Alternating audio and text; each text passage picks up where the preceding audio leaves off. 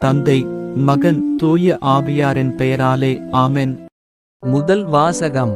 Coin தன் சகோதரன் ஆபேலை கொன்றான். தொடக்க நூலிலிருந்து வாசகம். அதிகாரம் 4. இறை வார்த்தை 1 முதல் 15 முடிய மற்றும் 25. அந்நாள்களில் ஆதாம் தன் மனைவி ஏவாளுடன் கூடி வாழ்ந்தான். அவள் கருவுற்று காயினை பெற்றெடுத்தாள். அவள், ஆண்டவர் அருளால் ஆண் மகன் ஒருவனை நான் பெற்றுள்ளேன் என்றாள். பின்பு அவள் அவன் சகோதரன் ஆபேலை பெற்றெடுத்தாள். ஆபேல் ஆடு மேய்ப்பவன் ஆனான். காயின் நிலத்தை பண்படுத்துபவன் ஆனான். சில நாள்கள் சென்றன. காயின் நிலத்தின் பலனிலிருந்து ஆண்டவருக்கு காணிக்கை கொண்டு வந்தான். ஆபேலும் தன் மந்தையிலிருந்து கொழுத்த தலையீறுகளை கொண்டு வந்தான். ஆண்டவர் ஆபேலையும் அவன் காணிக்கையையும் கனிவுடன் கண்ணோக்கினார்.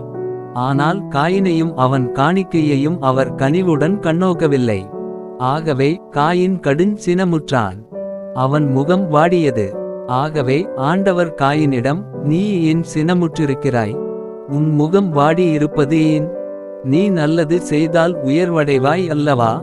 நீ நல்லது செய்யாவிட்டால் பாவம் உன்மேல் வேட்கை கொண்டு உன் வாயிலில் படுத்திருக்கும். நீ அதை அடக்கி ஆள வேண்டும் என்றார். காயின் தன் சகோதரன் ஆபேலிடம், நாம் வயல்வெளிக்குப் போவோம் என்றான். அவர்கள் வெளியில் இருந்தபொழுது காயின் தன் சகோதரன் ஆபேலின் மேல் பாய்ந்து அவனை கொன்றான். ஆண்டவர் காயினிடம், உன் சகோதரன் ஆபேல் எங்கே என்று கேட்டார். அதற்கு அவன், எனக்கு தெரியாது, நான் என்ன என் சகோதரனுக்கு காவலாளியோ என்றான். அதற்கு ஆண்டவர், நீ என்ன செய்துவிட்டாய்? உன் சகோதரனின் இரத்தத்தின் குரல் மண்ணிலிருந்து என்னை நோக்கி கதறிக்கொண்டிருக்கிறது. இப்பொழுது உன் கைகள் சிந்திய உன் சகோதரனின் இரத்தத்தை தன் வாய் திறந்து குடித்த மண்ணை முன்னிட்டு நீ சபிக்கப்பட்டிருக்கின்றாய். நீ மண்ணில் பயிரிடும்பொழுது அது இனிமேல் உனக்கு பலன் தராது.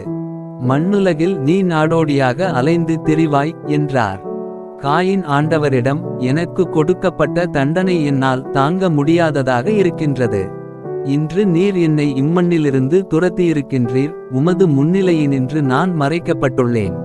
மண்ணுலகில் நான் நாடோடியாக அலைந்து திரிய வேண்டியுள்ளது.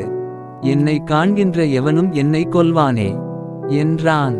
ஆண்டவர் அவனிடம், அப்படியென்று காயினை கொல்கின்ற எவனும் 7 முறை பழி வாங்கப்படுவான் என்று சொல்லி, காயினை கண்டுபிடிக்கும் எவனும் அவனை கொல்லாமல் இருக்க ஆண்டவர் அவன் மேல் ஓர் அடையாளம் இட்டார். ஆதாம் மீண்டும் தன் மனைவியுடன் கூடி வாழ, அவளும் மகன் ஒருவனை பெற்று அவனுக்கு சேத்து என்று பெயரிட்டாள். காயின் ஆபேலை கொன்றதால் அவனுடைய இடத்தில் இன்னொருவனை கடவுள் வைத்தருளினார் என்றாள். இது ஆண்டவரின் அருள்வாக்கு. பதிலுரை பாடல். பல்லவி. கடவுளுக்கு நன்றி பலி செலுத்துங்கள். தெய்வங்களுக்கெல்லாம் இறைவனாம் ஆண்டவர் பேசினார். கதிரவன் எழும் முனையினின்று மறையும் முனைவரை பரந்துள்ள உலகை தீர்ப்பு பெற அழைத்தார். நீங்கள் கொண்டுவரும் பலிகளை முன்னிட்டு நான் உங்களை கண்டிக்கவில்லை. உங்கள் எரிபலிகள் எப்போதும் என் முன்னிலையில் உள்ளன. பல்லவி. கடவுளுக்கு நன்றி பலி செலுத்துங்கள். என் விதிமுறைகளை ஓதுவதற்கு உங்களுக்கு என்ன தகுதி? என் உடன்படிக்கை பற்றி பேசுவதற்கு உங்களுக்கு என்ன அருகதை? நீங்களோ ஒழுங்குமுறையை வெறுக்கின்றீர்கள்.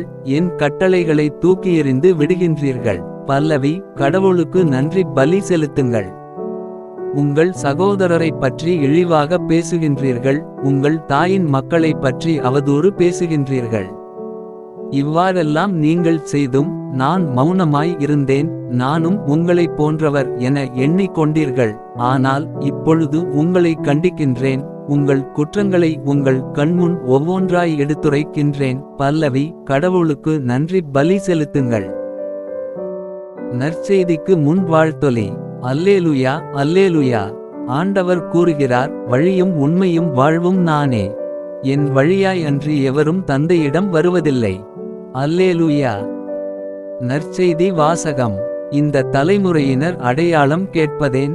மார்க்கு எழுதிய தூய நற்செய்தியிலிருந்து வாசகம். அதிகாரம் 8. இறை வார்த்தை 11 முதல் 13 முடிய. அக்காலத்தில் பரிசேயர் வந்து இயேசுவோடு வாதாடத் தொடங்கினர். வானத்திலிருந்து அடையாளம் ஒன்றை காட்டும்படி அவரை சோதித்தனர். அவர் பெருமூச்சு விட்டு, இந்த தலைமுறையினர் அடையாளம் கேட்பதேன்? இத்தலைமுறையினருக்கு அடையாளம் எதுவும் கொடுக்கப்படமாட்டாது என உறுதியாக உங்களுக்கு சொல்கிறேன் என்றார். அவர்களை விட்டு அகன்று மீண்டும் படகேறி அவர் மறு கரைக்கு சென்றார். இது ஆண்டவரின் அருள்வாக்கு. உங்களுடைய பிரார்த்தனைகளையும் வேண்டுதல்களையும் நாளைய திருப்பலியில் ஒப்பு கொடுக்க விரும்புவோர் கீழ்காணும் மெயில் ஐடிக்கு உங்கள் வேண்டுதல்களை அனுப்பவும் அல்லது வீடியோவின் கீழ் கமெண்ட் செய்யவும். பிதா சுதன் பரிசுத்த ஆவியின் பெயராலே ஆமென். தின பிரார்த்தனைகளுக்காக லைக், சப்ஸ்கிரைப் மற்றும் பெல் ஐகானை கிளிக் செய்யவும்.